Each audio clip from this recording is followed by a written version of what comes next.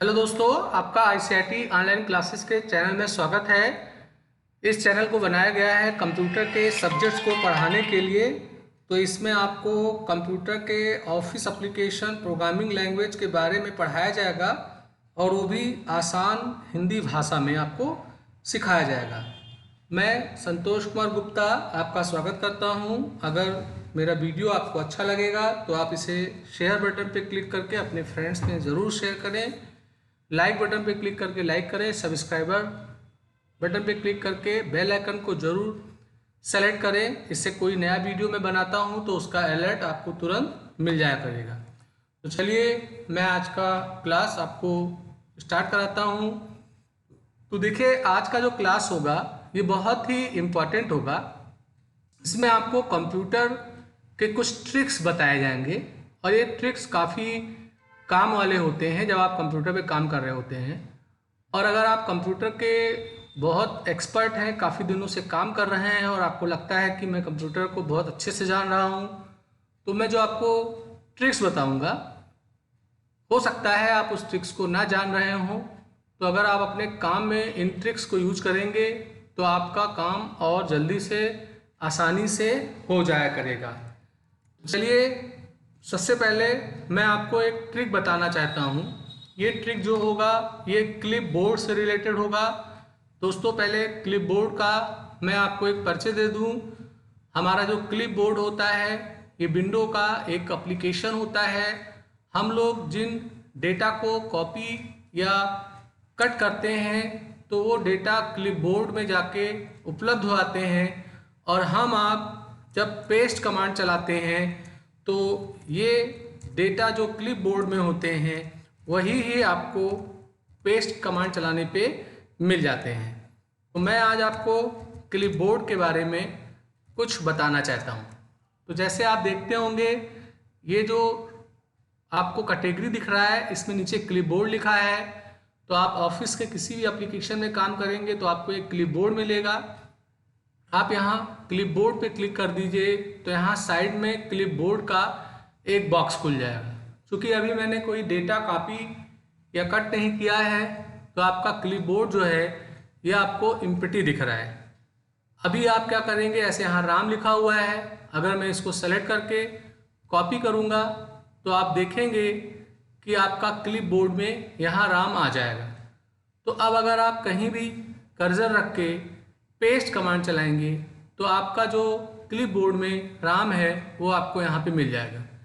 तो इस तरीके से जिन भी डेटा को आप सेलेक्ट करके कॉपी करते हैं या कट करते हैं वो क्लिप बोर्ड में उपस्थित हुआ था। ऐसे मैं यहाँ पे इन सारे नाम को सेलेक्ट कर लेता हूँ, यहाँ से कॉपी कमांड चलाता हूँ तो आप देखिए यहाँ पे सारे नाम क्लिप बोर्ड में दिख रहे हैं। और मैं अगर इन्हें अलग जगह रख के कंट्रोल V यानी पेस्ट करता हूँ तो चूँकि क्लिप बोर्ड में ये सारे आइटम बैठे हुए थे तो आपको वो डेटा यहाँ से दिख जाएगा। और ऐसा नहीं कि आपने एक्सेल में किया है काम तो ये एक्सेल में ही काम करेगा। अगर आप MS ऑफिस के किसी दूसरे भी प्रोग्राम में जाते हैं जैसे वर्ड में, पावर पॉइंट में, और वहाँ भी अगर आप क्लिप बोर्ड खोलेंगे तो जिन आइटम को आपने कॉपी कर रखा है वो आइटम आपको वहाँ भी दिखाई पड़ेंगे। तो अगर आपको लगता है कि मैंने एक्सेल में जो कॉपी कमांड चलाया था वो हमें यहाँ पे मिल जाए तो आप क्लिप बोर्ड के इस पर्टिकुलर लोगो पे क्लिक करिए तो क्लिप बोर्ड खुल गया। तो देखिए मैंने जिन जिन आइटम को कॉपी किया था वो यहाँ मिल रहा है। तो यहाँ मैं राम को अगर चाहता हूँ तो राम पे डबल क्लिक करूँगा तो राम यहाँ पेस्ट हो जाएगा। अगर इन नाम पे मैं क्लिक करूँगा तो ये नाम यहाँ पे पेस्ट हो जाएगा। तो इस तरीके से जिन आइटम को आपने कॉपी कर रखा हो उसे क्लिपबोर्ड के जरिए आप किसी भी MS ऑफिस के प्रोग्राम में उसे पेस्ट कर सकते हैं। चलिए मैं एक एग्जांपल आपको और दिखाता हूँ। जैसे मान लेते हैं आपने इंटरनेट एक्सप्लोरर को खोल लिया या कोई वेब ब्राउज़र खोल लिया। मैंने गूगल क्रोम खोल रखा है। मैंने यहाँ पे ऐसे सर्च किया कि कंप्यूटर क्या है, मैं उसको जानना चाहता हूँ। तो यहाँ मैंने कंप्यूटर को लिख के इंटर किया गूगल में तो आपको कंप्यूटर के बारे में यहाँ पे डिटेल दिख रहा है। चलिए मैं यहाँ लिख देता हूँ व्हाट इज़ कंप्यूटर या ऐसा कोई टॉपिक सर्च कर लेता हूँ। तो यहाँ पर आपको वो टॉपिक मिल गया। अब आप किसी वेबसाइट को खोलेंगे तो उसका कंटेंट आपको दिखाई पड़ेगा। तो बताना मैं चाहता हूं कि अगर आप ब्राउज़र से भी किसी आइटम को सेलेक्ट करके कॉपी कर लेते हैं तो कॉपी करने पे कंट्रोल सी ऐसे मैंने प्रेस किया तो ये भी क्लिपबोर्ड में आपको उपस्थित मिलेगा। अब मैं अगर वर्ड में आता हूं तो वर्ड में आप जाते हो तो वहां पर जो आपने इंटरनेट एक्सप्लोरर से कॉपी किया था वो भी यहाँ पे दिख रहा है, तो आप डबल क्लिक करके उसे भी यहाँ पे पेस्ट कर सकते हैं। मैं अगर अपने एक्सेल में जाऊँगा तो वहाँ पर भी आइटम दिख रहा है, मैं उस डेटा को यहाँ भी पेस्ट कर सकता हूँ जो आपको यहाँ पे दिखाई दे रहा है।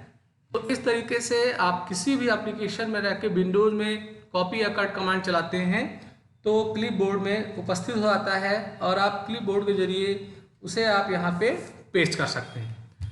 तो ये एक तरीका था जो मैंने आपको सिखाया। ये मेरा पहला ट्रिक था दोस्तों, हो सकता है आपको ये पसंद आया हो। आप यहाँ से क्लिपबोर्ड को क्लियर भी कर सकते हैं। अब मैं आपको एक और यूज़ दिखाना चाहता हूँ। हमारे कीबोर्ड में एक की होता है शिफ्ट की। तो अगर आप शिफ्ट की को 5 टाइम प्रेस करते हैं तो उससे एक विंडो का फीचर होता है स्टिकी की, वो एक्टिवेट हो आता है। स्टिकी की के लिए हमारे कुछ कीज़ होते हैं जिन्हें हम लोग स्टिकी की बोलते हैं। शिफ्ट, कंट्रोल, आल्ट और विंडो की, ये 4 की जो होते हैं ये स्टिकी की होते हैं। तो अगर आप स्टिकी की को एक्टिव करना चाहते हैं तो उसके लिए शिफ्ट को आपको 5 टाइम प्रेस करना होता है। स्टिकी की को एक्टिव करने पे हमारा बेनिफिट क्या होगा वो मैं अभी दिखाऊंगा। तो मैं पहले शिफ्ट को 5 टाइम प्रेस कर लेता हूँ। 1 2 3 4 5। तो जैसे ही 5 टाइम आप प्रेस करेंगे तो आपके सामने एक डायलॉग बॉक्स आएगा। ये स्टिकी की का एक डायलॉग बॉक्स होगा और आपसे वो पूछेगा कि क्या आप स्टिकी की को एक्टिव करना चाहते हैं। स्टिकी की में देख रहे होंगे शिफ्ट, कंट्रोल, आल्ट और विंडो की दिखाई दे रहा है। तो अगर आप यस पे क्लिक कर देंगे तो ये स्टिकी की आपका एक्टिव हो जाएगा। अब आपका स्टिकी की जब एक्टिव हो जाएगा तो उसका बेनिफिट आपको ये मिलेगा कि अगर आप को लगता है कि मैं कंट्रोल ए प्रेस करना चाहता हूँ सेलेक्ट ऑल के लिए, तो आपको कंट्रोल ए को एक साथ प्रेस करना होता है। तो अगर आप चाहते हैं कि मैं अलग अलग इन्हें प्रेस करूँगा तो आप 1 टाइम कंट्रोल टी को प्रेस कर दीजिए, तो कंट्रोल प्रेस करने से वो एक्टिवेट हो जाएगा। अभी मेरा स्टिकी की शायद ऑफ हो गया है, मैं फिर से प्रेस करता हूँ। 1 2 3 4 5। तो स्टिकी की का डायलॉग बॉक्स आया, मैंने एस कर दिया। तो अब अगर आप देखेंगे तो स्टिकी की हमारा एक्टिवेट हो चुका होगा। स्टिकी की एक्टिवेट होने के बाद अब मैं यहाँ पे कंट्रोल प्रेस करता हूँ एक बार और ए प्रेस करूँगा तो देखिए सेलेक्ट ऑल का काम हो गया। तो इससे क्या होगा कि आप केवल कंट्रोल प्रेस कर लेंगे और फिर उसके बाद किसी भी की को प्रेस करेंगे तो वो की अगर कंट्रोल की के साथ काम कर रहा होगा तो वो एक्टिवेट हो जाएगा। तो स्पेशली ये उनके लिए फ़ायदेमंद होता है, जैसे मान लीजिए आपके हाथ में किसी कारण से कोई प्रॉब्लम है, आप दोनों हाथ नहीं चला पा रहे हैं या कई की का कॉम्बिनेशन नहीं कर पा रहे हैं, तो ऐसे स्थिति में इसका प्रयोग कर सकते हैं। जैसे मैंने यहाँ पे इस मैसेज को सेलेक्ट किया, अब मुझे इसे बोल्ड करना है तो कंट्रोल प्रेस किया और फिर मैं बी पे क्लिक करूँगा तो देखिए ये बोल्ड हो गया। तो इस तरीके से ये हमारा ऑन रहता है। अब मैं शिफ्ट की का प्रयोग कर रहा हूँ, जैसे मैं कुछ शब्द कैपिटल लेटर में लिखने हैं तो एक बार शिफ्ट की को प्रेस किया, अब मैं जो लिखूंगा तो वो कैपिटल लेटर में हमारा लिख रहा है, क्योंकि एक बार प्रेस करने पे एक बार ही वो एक्टिवेट होता है, तो इसलिए एक ही कैपिटल आपका लिख रहा है। तो ये तरीका है इसको एक्टिवेट करने के लिए। अगर आप चाहते हैं कि मैंने जो एक्टिवेट किया है डिसएक्टिवेट हो जाए तो उसके लिए क्या करना होगा कि जो आपने शिफ्ट की, कंट्रोल की, आल्ट की, विंडो की है, इसमें से किसी 2 की को एक साथ प्रेस कर दीजिए। शिफ्ट कंट्रोल ऐसे मैंने प्रेस कर दिया तो ये डीएक्टिवेट हो जाएगा, फिर ये काम नहीं करेगा। कभी कभी क्या होता है कि स्टिकी नोट उन लोगों को ज़्यादा परेशान करता है जो लोग गेम वगैरह खेलते हैं। तो गेम खेलने के दौरान हम लोग शिफ्ट की को कई बार अगर प्रेस करते हैं तो ये स्टिकी की का जो अलर्ट है वो आता है। तो अगर आप चाहते हैं कि ये स्टिकी की जो है ये डिसेबल हो जाए तो उसके लिए आपको कंट्रोल पैनल में आना पड़ेगा। तो मैं स्टार्ट पे क्लिक करता हूँ, यहाँ पे मैं कंट्रोल पैनल लिखता हूँ और कंट्रोल पैनल के अंतर्गत आप चले आएंगे। तो कंट्रोल पैनल के अंतर्गत जैसे ही आप प्रवेश करेंगे तो इसमें आपको एक ऑप्शन मिलेगा कैटेगरी। तो यहाँ कैटेगरी पे क्लिक करके आप यहाँ पे स्मॉल आइकन ले लीजिए, तो आपको ये सारे कैटेगरी दिखने लगे। इसी में ही एक आपको ऑप्शन मिलेगा, उस ऑप्शन के आगे लिखा होगा ईज ऑफ एक्सेस सेंटर। तो आपको करना क्या होगा, ईज ऑफ एक्सेस को ओपन करना होगा। तो ease of access centre open करने पे एक बॉक्स आएगा। इस बॉक्स में आपको एक मेक द कीबोर्ड का ऑप्शन मिलेगा, आपको उसे सेलेक्ट करना होगा। सेलेक्ट करने के बाद यहाँ अगर आप देख रहे होंगे तो स्टिकी की ऑन का जो ऑप्शन मिल रहा है, आपका अगर ये ऑन है तो इसको यहाँ से ऑफ कर दीजिए तो वो डिसेबल हो जाएगा। फिर अगर आप गेम वगैरह खेल रहे होंगे तो ऐसे स्थिति में स्टिकी की आपका काम नहीं करेगा। तो ये एक तरीका था कि कैसे स्टिकी की का हम लोग प्रयोग करें। दोस्तों मैं आपको एक शॉर्टकट और बताना चाहता हूँ। जैसे हम लोग किसी फोल्डर या ड्राइव में होते हैं तो उस फोल्डर या ड्राइव में बहुत सारी फाइलें होती हैं जो हमें दिखाई पड़ती हैं। तो अगर आप चाहते हैं कि हम जिस फाइल को सेलेक्ट करें उसका प्रीव्यू हमको दिखता रहे तो आप आल्ट के साथ पी को प्रेस कर देंगे तो आप देखेंगे यहाँ पर एक आ जाएगा select a file to preview. तो आप जिस भी फाइल को सेलेक्ट करेंगे उस फाइल का प्रीव्यू इधर के साइड में आपको दिखाई पड़ेगा। अगर आपकी फाइल थोड़ी बड़ी है तो थोड़ा टाइम लगाएगा और आपका प्रीव्यू यहाँ पे नजर आएगा। अब प्रीव्यू जब नजर आएगा तो यहाँ पे आप किसी मैसेज को सेलेक्ट करके कॉपी और पेस्ट का भी काम कर सकते हैं। ऐसे मैं यहाँ पे अगर किसी दूसरे फाइल को सेलेक्ट कर रहा हूँ, वर्ड की फाइल है, तो वर्ड का जो फाइल होगा उसका आपका प्रीव्यू साइड में आपको दिखाई पड़ेगा। तो इस तरीके से आप किसी भी फाइल का लाइव प्रीव्यू देख सकते हैं और प्रीव्यू में किसी कंटेंट को सेलेक्ट करके उसे आप कॉपी पेस्ट का भी काम कर सकते हैं। तो ये आप एक तरीका है, आप यूज करके देखिएगा। अब अक्सर एक और भी काम होता है कि हमारे पास कई फाइलें होती हैं और उन फाइलों को हमें प्रिंट करना होता है। तो मान लेते हैं हमारे एक्सेल की 50 फाइलें हैं, तो अगर हमें 50 फाइल को प्रिंट करना है तो ऐसे स्थिति में एक एक फाइल को खोल के हम लोग प्रिंट कमांड चलाते हैं तो उससे हमें बहुत ज़्यादा टाइम लगता है। तो अगर आप प्लान कर रहे हैं कि हम एक साथ अपनी फाइलों को प्रिंट कर लें तो ऐसे स्थिति में अगर आपके कंप्यूटर से एक से ज़्यादा प्रिंटर अटैच है तो आपको अपने किसी एक प्रिंटर को डिफ़ॉल्ट प्रिंटर बनाना होगा। डिफ़ॉल्ट प्रिंटर के लिए आप स्टार्ट पे क्लिक करेंगे और सर्च वाले बॉक्स में आप यहाँ पे प्रिंटर लिखेंगे तो आपको एक प्रिंटर एंड स्कैनर करके मिलेगा, आप इसको सेलेक्ट कर लीजिए। तो एक बॉक्स आएगा, इसमें आपके पास जितने भी प्रिंटर हैं उनके नाम आएंगे। अब आपका जो प्रिंटर है जिसे आप डिफ़ॉल्ट बनाना चाहते हैं आप उसको सेलेक्ट करिए, उसके बाद मैनेज पे क्लिक करिए और मैनेज पे क्लिक करने पे आपको उस प्रिंटर का पूरा डिटेल दिखाई पड़ेगा। अब आप यहीं से ही किसी प्रिंटर को डिफ़ॉल्ट बनाने का काम कर सकते हैं। तो डिफ़ॉल्ट बनाने के लिए करना क्या होगा, आप उस प्रिंटर के नाम को सेलेक्ट करेंगे जिसे आप डिफ़ॉल्ट बनाना चाहते हैं और उसके बाद में आप उसके ऊपर राइट बटन क्लिक करेंगे और राइट बटन क्लिक करेंगे तो उसके बाद एक ऑप्शन आएगा डिफ़ॉल्ट प्रिंटर का, आप उस ऑप्शन को सेलेक्ट कर लेंगे तो वो प्रिंटर जो होगा वो आपका डिफ़ॉल्ट प्रिंटर के रूप में काम करेगा। तो जब आप डिफ़ॉल्ट प्रिंटर बना लें तो उसके बाद जिस भी फाइल को प्रिंट करना है आप उन फाइलों को सेलेक्ट कर लीजिए।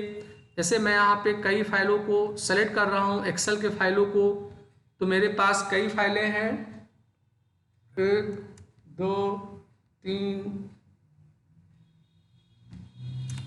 और आप राइट बटन क्लिक करेंगे राइट बटन क्लिक करने पे यहाँ पे प्रिंट का ऑप्शन मिलेगा, आप प्रिंट कर दीजिए तो ये आपकी फाइलें एक साथ 1 बाय 1 प्रिंट हो जाएंगी। मगर इसमें होगा क्या कि जो एक्सेल के अंदर जितने भी पेज होंगे वो सारे प्रिंट होंगे। अगर आपको लगता है कि हमें एक्सेल के फाइल के अंदर किसी विशेष पेज को प्रिंट करना है तो ऐसी स्थिति में उस फाइल को एक्सेल में खोल के ही प्रिंट कमांड आपको चलाना होगा। तो ये एक तरीका है, इसको आप यूज करके देखिएगा। उसके बाद मैं आपको एक तरीका बताना चाहता हूँ। जब आप अपने किसी विशेष फाइल को सर्च करना चाहते हैं तो जब आप दिस पीसी को खोलते हैं तो यहाँ सर्च का ऑप्शन आता है और सर्च के ऑप्शन में आप किसी विशेष फाइल के नाम को सर्च कर सकते हैं। जैसे मैंने मान लीजिए यहाँ पे ओबीसी लिखा, तो जैसे ही मैं ओबीसी लिखूंगा तो ओबीसी नाम की जितनी भी फाइलें मेरे कंप्यूटर में मौजूद होंगी वो सारे मेरे सामने आ जाएंगी और मैं उन्हें एक्सेस कर पाऊंगा। ये तो हो गया कि फाइल के नाम पे सर्च करना। पर अगर आपको लगता है कि मैंने कोई फाइल बनाया था, मैं भूल गया हूँ कि उस फाइल का मैंने नाम क्या दिया था, आपको ये याद है कि उसके अंदर मैंने क्या लिखा था, तो अगर कंटेंट पे आपको सर्च करना हो तो ऐसे स्थिति में क्या करना होगा, आपको किस पर्टिकुलर ड्राइव या फोल्डर में जाना होगा और यहाँ पर आपको सर्च के अंदर क्लिक करना होगा। तो आपको सर्च टूल मिलेगा और आप सर्च में जाएंगे तो यहाँ एडवांस ऑप्शन मिलेगा। एडवांस ऑप्शन में आप फाइल कंटेंट ले लीजिए। तो फाइल कंटेंट लेने के बाद आप यहाँ पे सर्च करेंगे और जो भी कंटेंट लिखेंगे अगर वो किसी फाइल में मौजूद होगा तो आपको नया रहेगा। तो ऐसे मैंने यहाँ पे ऐसा कुछ लिखा, तो अगर ओबीसी नाम का शब्द किसी फाइल में यूज हुआ होगा तो वो आपको सर्च कंटेंट में दिखा देगा। तो ऐसे आप सर्च कर सकते हैं किसी फाइल को। जैसे मैं यहाँ डॉक्यूमेंट में आता हूँ, डॉक्यूमेंट में आने के बाद यहाँ मैं सर्च पे क्लिक करता हूँ। सर्च में मैं आता हूँ एडवांस में, यहाँ मैं फाइल कंटेंट वाले ऑप्शन को ऑन कर लेता हूँ और यहाँ पे मैं सर्च करता हूँ जैसे संतोष। तो अगर संतोष नाम का शब्द किसी फाइल के अंदर लिखा हुआ होगा तो वो सर्च होके आपके सामने आ जाएगा। क्योंकि ऐसा लग रहा है कि ये कंटेंट नहीं लिखा हुआ है इसलिए सर्च होके नहीं आ रहा है। जैसे मैंने यहाँ पे देवी लिखा तो देवी नाम का कंटेंट जिस फाइल के अंदर लिखा हुआ होगा वो फाइल खुल के आ जाएगा और आप उस फाइल को ओपन करके उसमें काम कर सकते हैं। तो इस तरीके से किसी फाइल को कंटेंट के आधार पे सर्च करने का काम आसानी से कर सकते हैं। ऐसे ही कुछ ट्रिक्स हैं जो मैं आपको और बताना चाहता हूँ। यह आपके माइक्रोसॉफ्ट वर्ड से रिलेटेड है। जैसे माइक्रोसॉफ्ट वर्ड में आप जब काम करते हैं तो वहाँ पर हम लोग बहुत सारे कंटेंट लिखते हैं और उन कंटेंट को हमें अक्सर सेलेक्ट करने की ज़रूरत पड़ती है। तो आपको सिलेक्शन के रिगार्डिंग शॉर्टकट की हैं जो मैं आपको बताना चाहता हूँ, तो वो आप यहाँ देख लें। तो मैं पहले वर्ड को ओपन कर लेता हूँ। वर्ड को ओपन करने के बाद मैं एक नया डॉक्यूमेंट खोल लेता हूँ। तो ऐसे आपने कोई नया डॉक्यूमेंट खोला हुआ है तो अगर आप चाहते हैं यहाँ पे कि मैं कोई पैराग्राफ लिखना चाहता हूँ, उस पैराग्राफ में मुझे कोई कमांड चलाना है, तो एक तरीका है कि पैराग्राफ लिखिए या तरीका है इक्वल लिखिए, आप रैंड लिखिए, ब्रैकेट खोलिए और बंद करिए, तो आपका एक प्री डिफाइंड पैराग्राफ लिख के आ जाएगा और इस पैराग्राफ पे आप काम कर सकते हैं। अगर आप रैंड लिखेंगे तो बाय डिफ़ॉल्ट कुछ सेंटेंस कुछ पैराग्राफ आपके पास आएंगे, पर आप चाहें तो रैंड लिखें, 2 लिखें, 3 लिखें, इसका मतलब मुझे 2 पैराग्राफ चाहिए और प्रत्येक पैराग्राफ में 3 सेंटेंस आ जाएंगे। तो ये तरीका होता है। अब अगर आप यहाँ पे किसी शब्द को सेलेक्ट करना चाहते हैं तो उसके ऊपर डबल क्लिक कर दीजिए तो वो शब्द सेलेक्ट हो जाएगा। और अगर आपको एक से ज़्यादा शब्द अलग अलग सेलेक्ट करने हैं तो कीबोर्ड से कंट्रोल की को प्रेस कर लीजिए।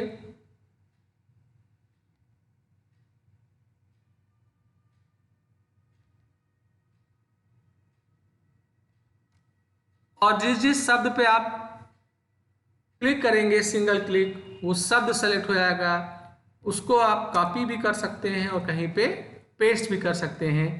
तो ये एक तरीका है शब्दों को सेलेक्ट करने के लिए। अगर आप किसी लाइन पे डबल क्लिक करेंगे तो जो पूरा पैराग्राफ है वो आपका पैराग्राफ सेलेक्ट हो जाएगा। तो किसी पैराग्राफ को सेलेक्ट करने के लिए आप उस पैराग्राफ पे डबल क्लिक कर दीजिए तो वो पैराग्राफ सेलेक्ट हो जाएगा। हालांकि डबल क्लिक करने से देख रहे होंगे पैराग्राफ सेलेक्ट हो रहा है। अब किसी कारण से मुझे लगता है कि ये जो लिस्ट है इसमें से मैं PFCW को कॉपी करना चाहता हूँ, तो अभी आप जब सेलेक्ट करेंगे तो ये पूरा का पूरा सेलेक्ट होगा। पर अगर आप T या आगे का विशेष कैरेक्टर सेलेक्ट करना चाहते हैं तो कीबोर्ड से Alt की प्रेस कर लीजिए, फिर सिलेक्शन करिए। तो आप देखेंगे कि जितने जितने पोर्शन को आप सेलेक्ट करेंगे उतना उतना पोर्शन ही आपका सेलेक्ट होगा। देख रहे हैं आप, इस तरीके से केवल ये सेलेक्ट हो गया। तो आप अगर किसी विशेष पोर्शन को सेलेक्ट करना चाहते हैं तो Alt लेफ्ट बटन क्लिक कर लीजिए। जितने पोर्शन को सेलेक्ट करेंगे वही ही काफ़ी होगा, सेलेक्ट होगा। और उसको अगर आप चाहें तो काफ़ी करके पेस्ट भी कर सकते हैं। तो ये तरीका है सिलेक्शन का जो आप यूज करके देखेंगे। तो दोस्तों यहाँ मैंने आपको कुछ कंप्यूटर के ट्रिक्स बताए हैं। अगर आपको ये ट्रिक सही लगेगा तो आप इसको यूज करके देखिएगा। और अगर आपको मेरा वीडियो अच्छा लगा होगा तो इसको आप ज़रूर लाइक करिए। सब्सक्राइब बटन पे क्लिक करके आप सब्सक्राइब बटन पे क्लिक करिए, जिससे मैं कोई भी नया अगर वीडियो बनाऊं तो उसका अलर्ट आपको तुरंत मिल जाया करेगा।